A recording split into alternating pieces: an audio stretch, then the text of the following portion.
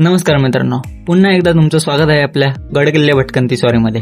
तर आज आपण आलो आहोत जुन्नरमधील चावण किल्ला म्हणजेच प्रसन्नगड या ठिकाणी। या गडाची उंची साधारण 3400 फूट असून हा गड चढायला अगदी सोपा आहे।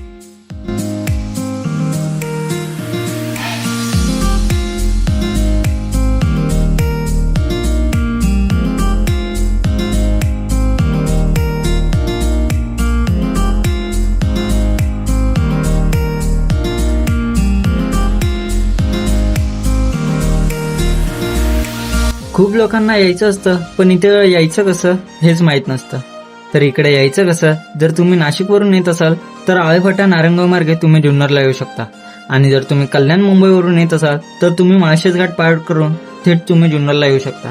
तुम्ही कोकडेश्वर किंवा घाटघर बस पकडून चावण किल्ल्याच्या पायथ्याशी उतरा। साधारण 1 तास प्रवास केल्यानंतर तुम्ही किल्ल्याच्या महादरवाजापाशी पोचाल, पण तिथपर्यंत जाण्यासाठी तुम्हाला उभ्या कतळत कोरलेल्या पायऱ्या चढाव्या लागतील।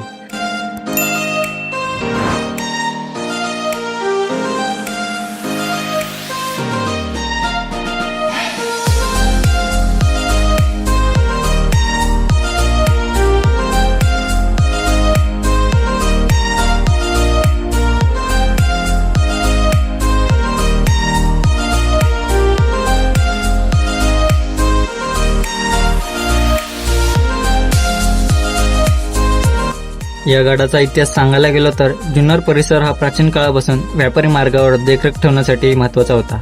चावण किल्ल्याची निर्मिती याच काळात झाली असावी, कारण गडावर प्राचीन पाण्याचे टाके आढळतात। हा किल्ला पुणे जिल्ह्यातील जुन्नर तालुक्यात आहे। जुन्नर शहरापासून हा गड साधारण 15 ते 20 किलोमीटर अंतरावर आहे, आणि हा किल्ला एका महाकाय खडकासारखा दिसतो। या गडाच्या एका बाजूला माणिकडोह धरण आहे, आणि गडावरील मुख्य आकर्षण म्हणजे कातळात कोरलेल्या पायऱ्या।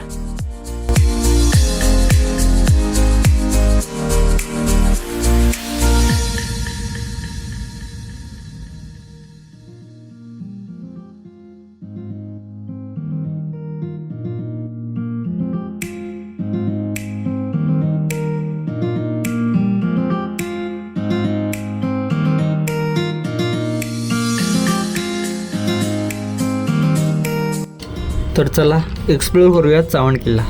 तुम्ही महादरवाजापासून आत गेल्यावर लगेच तुम्हाला भव्य अशी तोफगाडा पाहायला भेटेल।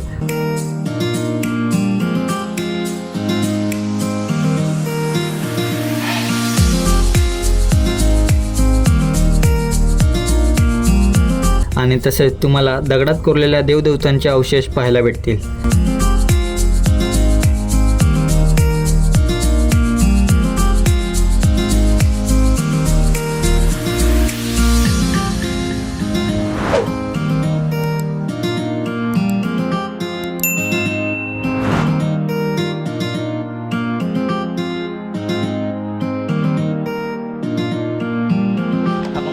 उतरूया पाण्यामध्ये उतरायचं ना, म्हणजे खाली पायऱ्यांनी जाऊया।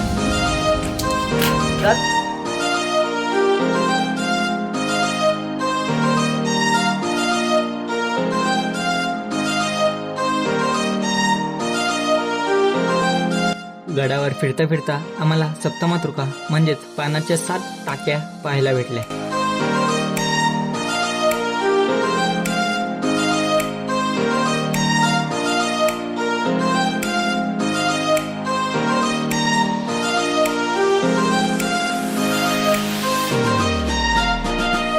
थोडं पुढे गेल्यावर यादवकालीन लेण्या आणि गुफांचे अवशेष पाहायला भेटले। त्याचप्रमाणे सुंदर असा निसर्ग पाहायला भेटला।